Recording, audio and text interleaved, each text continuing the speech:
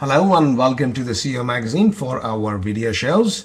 Today's conversation was extraordinary in the clarity of its message and is absolutely worth paying attention to if you're leading or want to lead organizations and people. Our guest Rita McGrath is among the top 10 thinkers worldwide, and hearing her you can quickly tell why. It was indeed great to have her on our show. A professor at Columbia University, Rita is regarded as one of the most astute strategists worldwide, both by the academia and the world's top business leaders today. She is best known for her work on strategy, innovation, and entrepreneurship. Fast Company called her one of the top 25 smartest women on Twitter. As you will see, our conversation centered around two ideas. The first was about clarifying the perception that academic literature is removed from reality and is less useful to business than it may appear to be. Well, that is as far removed from reality as Simba the Lion King, as far as I can tell. Without the diligence and unbiased efforts of academics, we could be living in a world of snake oil salesmen. Discovery of what works in business is no less different than it is for medicine. The difference is that medicine is not colored by common sense. In business, all frameworks may seem commonsensically true. Yet one can spearhead your growth and the other may keep you inexplicably stunted. Listen to this conversation and it might just as well change the way you approach business and ideas. The second focus of our conversation was on managing growth. Rita has developed a comprehensive framework for positioning products and services for high growth. It is very different from most other paradigms that promote a specific methodology. Her research is groundbreaking in that it is comprehensive and dependable and grounded in reality. So folks, here it goes. Let's welcome Rita to the show. So Rita, thank you for being with me. I really appreciate the time. It's a pleasure to be here. Wonderful. And I've had conversations with several academics as well as work with a lot of business practitioners.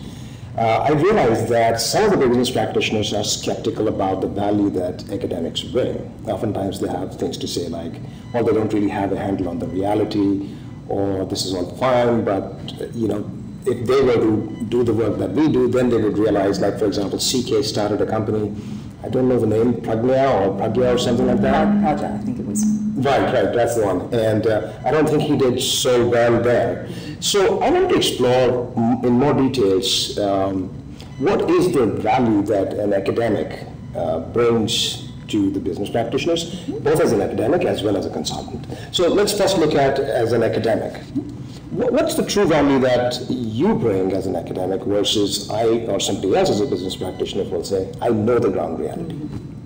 I think there are a couple of things that academics really bring that are different than the way business people are trained. So I think the first is we have a very serious training in what I'll call boundary conditions.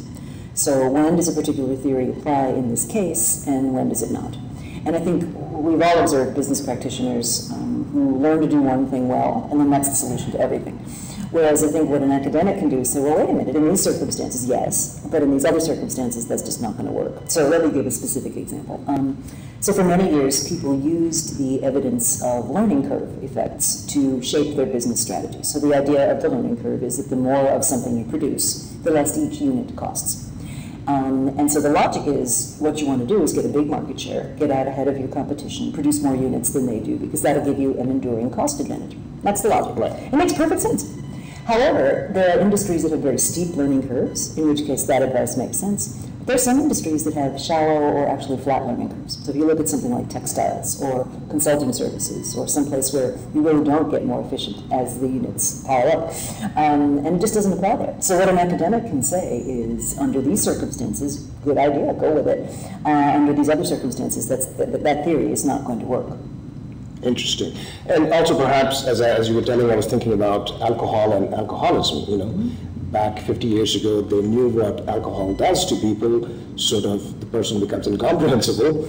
But beyond that, nobody knew what it does to the children, to the family, because there was no big picture. So in that sense, that you can provide the evidence from the larger perspective. Right. So as a consultant, or somebody who gives keynotes or runs workshops, which is a lot of what I do, I'll come in and I've been exposed to hundreds of organizations over the years, whereas most of the executives I work with have been exposed to a few, not a whole lot. So I was just, in fact, this morning with the Metal Services Center Institute, which are, typically smaller firms where they take big lots of metal and transform them in some way into a product that an end user will pay for. Well, a lot of these companies are very traditional. They've done business the same way for the last 30 years. They know their industry cold. But in the event of a shock to the system, so let's say a super kind of stainless steel comes along, or a plastic that has as many of the properties as metal, or an incursion from some other industry, well, they don't know anything else. So firstly, they're not seeing it necessarily. And secondly, they're not really knowing what kind of response they should be mounting. Interesting. So is it possible that besides the knowledge that you bring to the table, there's also something about a perspective where, being an outsider, you're able to look at things that they might see, but might not notice? Oh, absolutely. For example, I was the other day with a gentleman who runs a wealth management business, and he said, the basic business model in our environment hasn't changed in 120 years. You hand me a chunk of money, and you go away, and you come back again, and there's more of it than there was when you left. He said, what's so different about that? And in the back of my head, I'm thinking, mobile, social, what does money really mean, bitcoins, next generation, and this guy's just not even seeing it. So, I think there is that sense of challenge, that sense of, let me just test your assumptions about this, that I think we bring to the party. There's also a benefit from some of the research that we've done, finding out what causes what and what's related to what. So as a practical example, my own work on looking at how you can make investments in innovation and how to do it well and how to do it badly. And one of the things I advise companies to do is invest in real options, which are small investments that you make today that buy you the right but not the obligation to make a bigger investment down the road. And so for your audience, I think something to think about is, do we differentiate the way we think about making investments when we're pretty sure of our environment versus when we've got a lot of uncertainty? Because if there's a lot of uncertainty, you need a different investment module. Right, and oftentimes when you're in the game, it's you act out on your instincts, act out on your habits, and you may have formed bad habits. I mean, I used to be with Dell, and one of the things they had back then, and this is 10, 15 years ago, just throw a lot of things on the wall and see what sticks. And not necessarily a bad strategy in certain times, but when times change, maybe that is not such a good strategy. Right. So it is important to have an outsider's perspective from that sense. Now, the other question that comes to mind is, okay, so you're suggesting certain things. But because we really have the deep knowledge and understanding, your frameworks that you're bringing to the table, for example, the one that you have on creating growth, I think market bursting growth that you've written a book about, they're all great frameworks, but it's like saying you should exercise, you should eat well, and you should rest well. That makes you healthy. I know that, but how do I really do it? How do you do it? Right. And I think there's a discipline to that a lot of executives struggle with. So it's finding the time. Where do you carve out the time to look into the future or to really spend some time looking at customers? How do you make that part of your regular process? And I think the analogy to exercise is a really good one, which is, if I don't do it today, I'm not necessarily going to notice tomorrow. If I don't do it tomorrow, I'm not necessarily going to notice the day after. But if I keep not doing it, some years down the road, I am going to notice. And so it's having the discipline to say, I'm going to, in addition to running my day-to-day business, I'm going to set aside some time. And I think that's the single biggest discipline. It's setting aside some time to think about your strategy, to think about your customers, to think about what new directions you might want to take on, to think about the competition. Who really is my competition? One of the things I point out in my new book is that a lot of times your most significant competitors are not even within your own industry. There's some other industry that's going after a solution set or a customer base or something that you ideally would like to keep for yourself. You may not even be watching, you may not know what's going on. And a lot of innovation has happened because of people not watching. When somebody from the underdog comes up all of a sudden and you realize, oops, I missed that opportunity. Intel is a great example. When AMD crept in. So that's great, to have the discipline and the process that you can set up to get certain things done. But, in your experience with large organizations, you've written about these top 10 high-performing companies that have shown growth rates of 10% consistently, like, HDFC, Infosys, and Cognizant, and, Taiwanese company, Japanese company, Yahoo Japan, and all. Great examples. Is that really sufficient to generalize across the board, that these organizations such as Infosys and others have a disciplined approach to stopping and asking the right questions consistently over a regular period of time to improve their processes? Is that generalized, or is the number 10 small? Well, the number 10 is small because the original sample was close to 5,000 firms that these 10 were drawn from. And the way the research was done was we looked for firms that were able to grow their net income over a long period of time, 10 years. And so that took us from 5,000 to 10. So I think the first conclusion is this stuff is hard. This is not easy. If it was easy, everybody would be doing it. Yeah. So it's not easy. And I don't want to overgeneralize from this sample because to some extent we are what the academics call picking on the dependent variables. We're picking an outcome and looking for who achieved that outcome. Which Quasi-experimental. Quasi-experimental. But that much being said, I think they are unusual enough that it's worth looking at what they're doing to see if we could learn something. So I'm not saying it's pure scientific proof because you can't really run an experiment, right? What would you do? You create two artificial companies and run them over 10 years, and it's very, very difficult to do. But I think that there's a lot that they do that they have in common with each other that is different than what I see happening in other organizations. And I think that's useful when you find a pattern like that. Right. And one of the most striking findings we found in these 10 companies was that they had some things they kept very stable, so their leadership, their strategy, their values, their sense of mission, their networks. And then they had other things that were very dynamic. The way they do budgeting, the way they explore markets, they're experimental, they try a lot of things before they commit to one course of action. So it's this interesting combination of stability and dynamism that I think sets them apart. Now, one of the problems we see is that there are a lot of theorists out there. I would call them mom and pop theorists that will write a book based on one single experience and say, this is the theory of the day.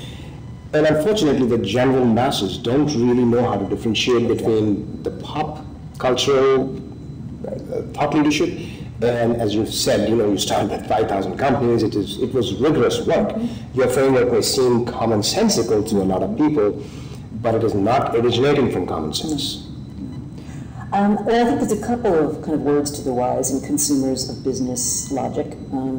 And the things I look for are the boundary conditions clearly spelled out. A lot of business authors, unfortunately, say, I've got this big idea. Let's say there was a popular one a few years ago about, there were 4 value disciplines. Remember that one? So it was cost effectiveness or operational excellence, I forget the other 2. But then what they do is they say, well, I got this framework. I'm not criticizing the authors of that particular study, but just as a for instance. So you've got these 4 value disciplines. So then what you go do is you find examples of companies who operate that way. And those are the value disciplines. Or I've got Blue Ocean, right? And so I'm going to find examples of companies that created a Blue Ocean. Well, really to do that right, what you would need to have done is looked at all the examples of companies that tried to create a value discipline or tried to create a Blue Ocean and who made it and who didn't, and then that would really tell you something. So you want to really see if the way the research has been structured is not just sampling on the phenomenon I want to argue is the right way to do things, but rather taking a starting point and then looking for what interests you. So in the case of my study for this book, I was interested in steady long-term growth, and I did take the whole sample of firms and said, okay, let's set them up at a starting point in 2001 and look at over 10 years what they actually did. And then find out who emerged from that. So I didn't have a pre-existing idea about who was going to emerge from it when I began.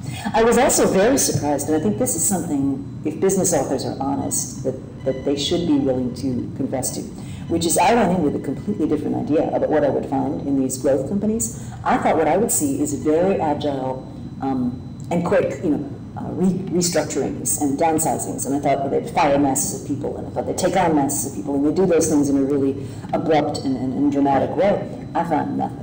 It was all little, modest, seemingly small adjustments over time. We did not see any of the dramatic downsizings or restructurings that I expected, and that was a big surprise. Yeah, I noticed. I read the article, and I noticed that, yes, this is interesting because I've looked on the other side as well. And I've seen how it was touted, so to speak, that, hire and fire and, jump with your hair on fire from an airplane is how they describe Dell's culture, and that it is the reason why Dell is so successful. Mm-hmm. But I like to say that if you buy a Mercedes CLS 500 or you buy a Yugo, every nook and corner, that's the car you see. And it's true. That's true. Well, Dell is an interesting case because I think Dell had both fortune and misfortune of combining really excellent luck with a business model that turned out to be very friendly for the internet. So if you were to compare Dell to, say, Compaq, We were both really good companies, both well managed, but Dell's built-to-order model was much more suitable for an internet-enabled environment than, say, Complex was. So the right time, actually. Right time, right place. And then they did a bunch of things, right? I mean, if throughout the 90s, you could not pick up a business textbook without multitudinous references to Dell and how excellently it was run, and things like its negative working capital with the awe of everybody's age. And now look at them, you know. And the question is, at the height of that success, it's so easy to forget that the next dynamic is always going to be upon you. Right, and that's why, you know, when you read Good to Great, for example, you find many of the companies in that are dead if not doing well. So it is important to understand when you consume knowledge, that where is it coming from? Where is it coming from? Has due diligence been done in terms of the source? Are we just dealing with post hoc rationalization? So there's a really great book about this that's written by a friend of mine. It's called The Halo Effect. Right. And what he does is he talks about the chairman of ABB and how the chairman of ABB, Percy Barnevik, could do no wrong, could absolutely do no wrong. And there were cases written about him, and because the company was very successful. Right. Well, so the company becomes less successful. Barnevik's the same guy. He hasn't mysteriously transformed into some mutant, you know. And yet, all of a sudden now it's he's cold and impersonal. His management style is too distant. He's not running his teams appropriately. It's all colored by knowing what happened afterwards. And that's what he calls the halo effect. And I think it's very important for leaders not to get mistaken by that, because it's very easy to have happen. I mean, if you look at all the companies we're talking about today as being excellent performers, so Google and Facebook and Apple and, you know, Amazon, you name it, well, why do we think so highly of them? Because they're a lot more successful than Yahoo and AOL and, you know, other ones. But if you really think about it, what makes the difference? Some of it's luck, some of it is management. But, you know, it would be very interesting to know how we would think about those firms if you could somehow blot your mind of the performance. You know, if you went and looked at them, would you see the same things, or would you see really different exactly. things? It's like, you know, during the dot-com time frame when Louis looked at the newspaper called IDB, or Investor Business Daily, and they would say 100% growth rate, 1,000% growth rate, while even a monkey was making money at that time. And actually, you were never told who's consistently been successful, as opposed to, well, there's got to be somebody who's got to hit the outliers. And you can't just pick an outlier and say, well, if you just look at the outlier, let's do that. That really doesn't work. That's the problem. Well, I think an interesting example for your audience is what's going on in payments today. So we know that the small merchants, like many of your listeners, I would imagine, are really getting hit with interchange fees. That as the world is moving away from cash and towards more use of debit cards and credit cards, the interchange fee companies are just raking it in. And because they charge per transaction, not by the dollar amount of the purchase, it disproportionately affects small businesses. So there's a raft of entrepreneurs that are trying to now crack this thing. So there's Level Up, there's Square, there's PayPal's got an offer, there's a couple of banks even have an offer, there's that Sideshow. I mean, there must be 50. Now, I can't tell you, standing here in this moment, which of those 50 is going to be the one that finally figures out all the pieces of the puzzle to create the right offer for the customer at the right price, getting around the barriers that Visa and MasterCard have tried to throw up. I can't tell you which one's going to do that. What I'm pretty confident about is one of them will. And that's what we don't know. Yeah, right, exactly. Right. Actually, I had a conversation with Jim McLevy, the co-founder of Square, and very interesting conversation. That's a side note. The thing that I wanted to switch gears into now is the framework. For example, you've come up with this framework for market bursting growth strategies. And as I mentioned earlier, it seems commonsensical, but it isn't. And you mentioned in that article about how companies could apply it themselves. So my real question is, let's assume there is a framework. You can know the framework. It's like I said, you know you should exercise and ideally mix cardio with your weight training. Okay, I get that. But it's hard to do it. Would you recommend engaging an outsider always? Or is there some explanation as to how should an organization go about benefiting from the existence of such a framework? I think the first principle is you need to make the time for it.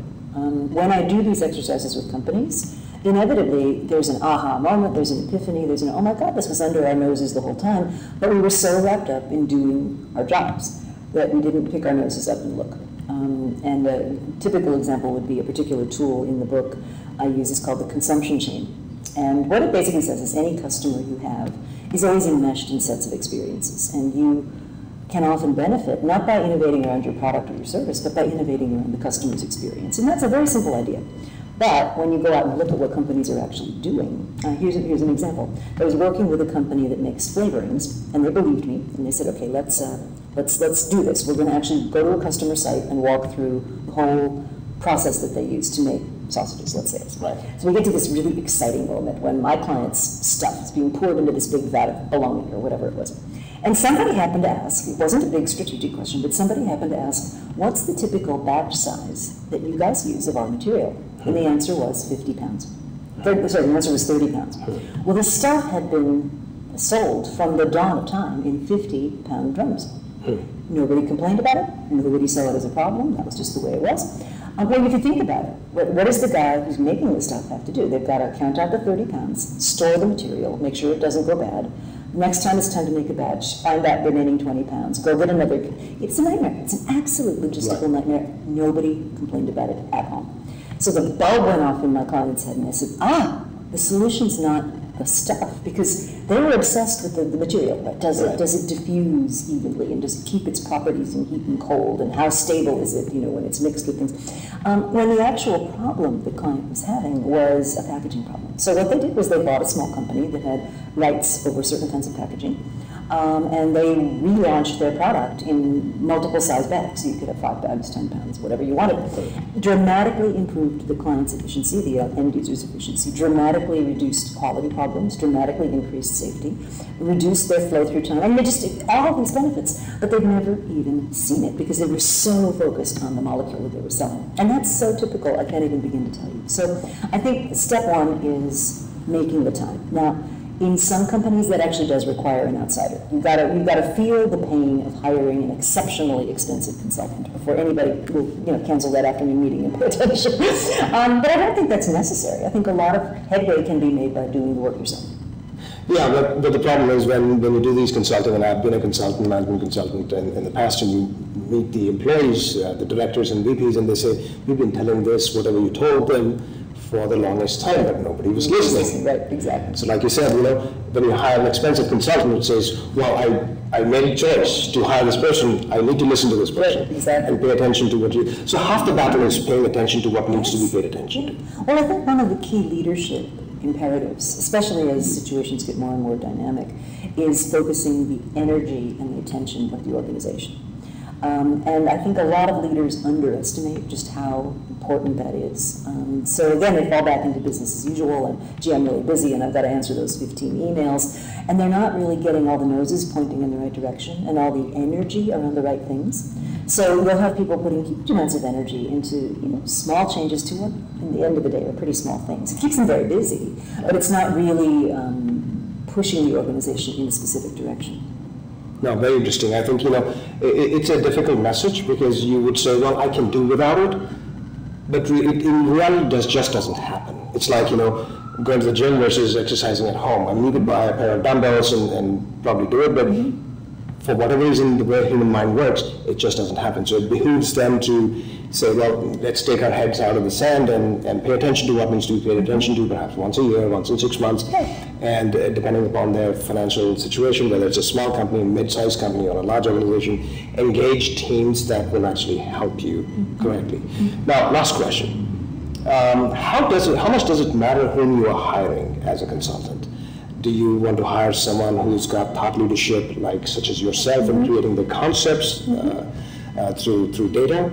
Somebody else who's got perhaps more exposure in executive coaching kind of environment? Or any consultant who understands and could help? Well, it depends what you're trying to drive. So let me give a concrete example from my own experience. I recently lost a consulting engagement, and it was right that I lost it, by the way. The company in question was a company called Blinds.com. Fabulously disruptive, entrepreneurial company, went from nothing to basically taking companies like Home Depot and Lowe's out of the blind business. I mean, they just gave up huge amounts of market share to this company. So the CEO calls me and he says, well, I really want to do some strategy work. And I want to just make sure we're properly positioned for the next phase of our growth. And I sort of laid out the way I might do it, but I'm a thought leader person, right? I'm kind of sit down with your senior team and make sure you're thinking about things like robotics and what does the Internet of Things mean for you, and it's a little out there. And what he really wanted was somebody to come in and do a very structured, 4-day Here's what we hear from your people, here's what we hear from your markets, here's what we hear from your company, here are 6 choices you've got to make, here's the case for and against each one, now let's sit down and hash out which one of those you're going to do. And that was very appropriate for what he felt his company needed at the time, and I don't begrudge that one little bit. Now, had he come to me and said, we think homes are going to be replaced by igloos, and I want to think through what the implications are for the blind business. That's when you call somebody like me. So I think it's partly a function of what you're looking for. When it comes to coaching, I think the main benefit of really good coaching is that's where you get the behavioral changes. So that's where you get the, Tony, you're just not listening, or you respond defensively, or you shut people down. And a good coach will be able to get at those behaviors, play them back for you in a way that doesn't threaten you, and help you learn how to correct them. So a good coach is really great for behavioral change, if that's what you need. But if you're just looking for a basic process to be installed, that's one kind of consulting. And if you want to kind of open your minds to what's going on in the big world around you, that's more thought leadership. So I think it's kind of a function of what you're looking to accomplish with the engagement. Right. Insights. If you're looking for insights, then you want a different kind of approach. So, like you said, it depends upon what you're looking for. And perhaps you won't look for all those things and you may not find a single person. But yes, many companies work with more than one coach, or more than one consultant. That's really normal. The classic model for consulting, here we're back to frameworks, right, is that there are 3 broad ways that a professional service firm, like a consultancy, adds value. So the first thing is when you want to do something that is well understood and routine. You want to bring in the manpower, get it done, and then you want them to go away. So putting in an ERP system, implement a payroll system, make my systems Y2K compatible. We know how to do those things. There's not a lot of uncertainty. And so what you bring in is armies of people from places like Accenture. And they come in, they get it done, they send you their bill, and they leave. And that's what we call procedures type consulting. So I understand what I want, I understand how to get there. What I just don't have is the bodies or the expertise to do it. Next kind of consulting is a little bit more knowledge-based, and it's what we call gray hair consulting. And gray hair consulting is, you want to do a reorganization, the McKinsey consultant goes to the room, labeled reorgs, pulls down the binder, 80% of what they're going to sell you is absolutely standard from one engagement to the next, the rest is customized. But the sell is, don't worry, we've been through this before. So they're selling their experience, basically. And that's a useful kind of thing. The third kind of problem that a lot of companies are looking for is what I'll call wicked problems. Never been seen before. I need somebody who's just got a really great brain to kind of sit down and think this through with me. What are the possibilities? Where could this be taking us? So just to go back to my metal services case. So, what does the Internet of Things mean for guys that make handles for Toyota cars? We don't know. Somebody's going to have to sit down and think about what that future could look like. And that's what we call brains consulting. Now, most new consulting offers begin as brains offerings, then eventually become gray hair offerings, and eventually, when we understand them well enough, they become procedures. Right, they need to. Right. But the dilemma, I think, is some people will hire the wrong kind of consultant for the wrong kind of problem. And so you end up with a mismatch, and that's not usually a very good thing. Right. And unfortunately, because you want to address the C-level or the CEO, ideally, then you want to go with the highest level consulting. Whereas maybe your needs were different, you could have gone elsewhere. But it's much easier to go from that point. So that's why you find the Deloittes of the world, they will approach at the highest level and then really sell at the lowest level because that's what makes money. Right. Well, it's very hard to make money on wicked problem projects because they're one-off, by definition. I mean, the people doing them, working on them, get paid a lot per day, let's say. But there's no leverage because by definition you're creating something completely new and it hasn't learned to scale yet. Exactly, so scaling is the issue. Rita, thank you so much. I really enjoyed talking with you. It's been a pleasure. Likewise.